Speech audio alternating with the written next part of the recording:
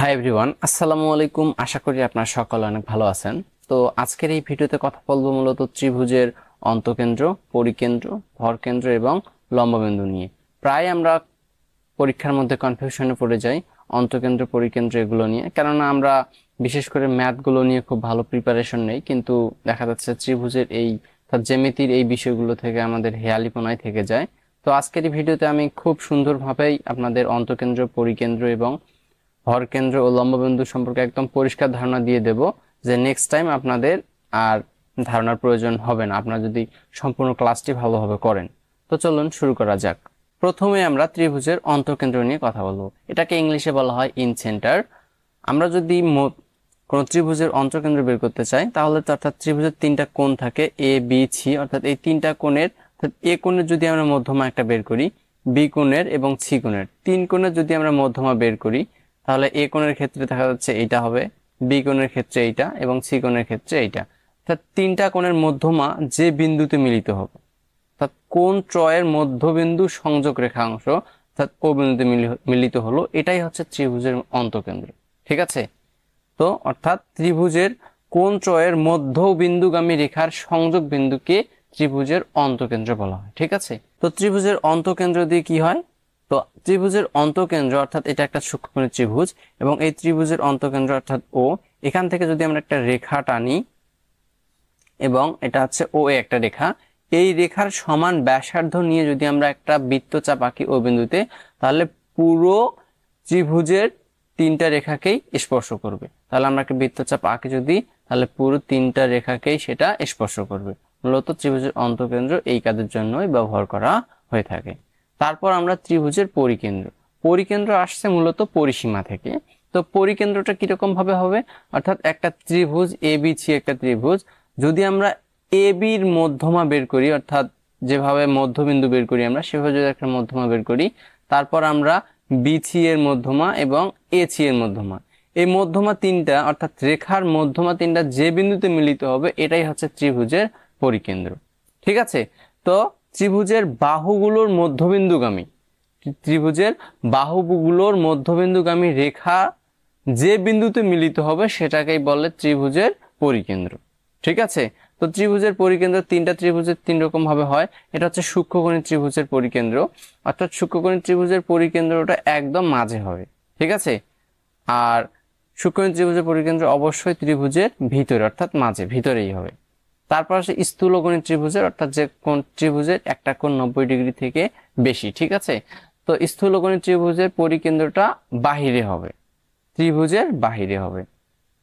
তাহলে স্থূলকোণী ত্রিভুজের পরিকেন্দ্র অবশ্যই ত্রিভুজের বাহিরে হবে। তারপর আসি সমকোণী ত্রিভুজ।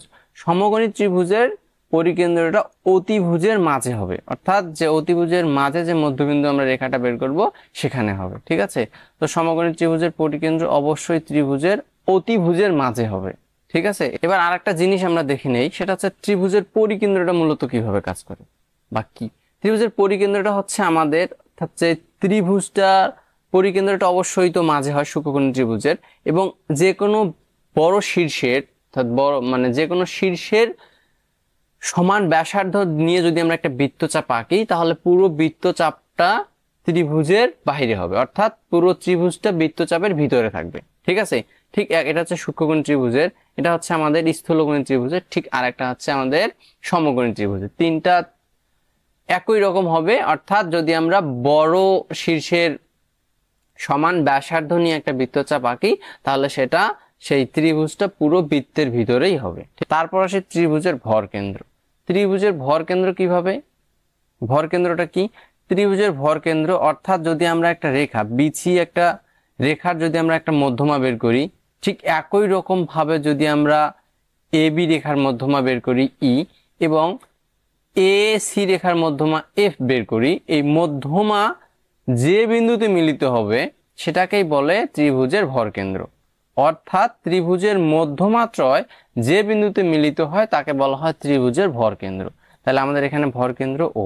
এখানে আরেকটা বিষয় আছে, সেটি হচ্ছে যে আপনাদের মধ্যমা যেটা আমরা বের করব, অর্থাৎ এ ও, এইটা হবে ওডি এর ডাবল, অর্থাৎ এ ও সমান 2OD। আমি নিচে এখানে লিখে দেই, এ ও সমান হবে 2OD। ঠিক একই রকম ভাবে সি ও সমান হবে 2OE অর্থাৎ এইটা, আর বিও সমান অর্থাৎ বিও এইটা সমান হচ্ছে OF অর্থাৎ এর ডাবল। ঠিক আছে, তারপর আসি ত্রিভুজের লম্ববিন্দু। ত্রিভুজের লম্ববিন্দু বের করতে আমাদের যেটা করতে হবে সেটা হচ্ছে আমাদের পুরো রেখার মধ্যে একটা করে 90 ডিগ্রি রেখা টানতে হবে। অর্থাৎ AC রেখার মধ্যে যদি আমরা একটা 90 ডিগ্রি একটা রেখা টানি তাহলে সেটা হচ্ছে BF, এবং ঠিক একই রকম ভাবে যদি আমরা মানে AB রেখার মধ্যে টানি তাহলে হচ্ছে EC, এবং AD মানে BCর মধ্যে টানি হচ্ছে AD। ঠিক আছে, তো এই তিনটা রেখা যে বিন্দুতে গিয়ে মিলবে সেটাই হচ্ছে মূলত লম্ববিন্দু। ত্রিভুজের লম্বত্রয় যে বিন্দুতে মিলিত হয় তাকে বলা হয় ত্রিভুজের লম্ববিন্দু।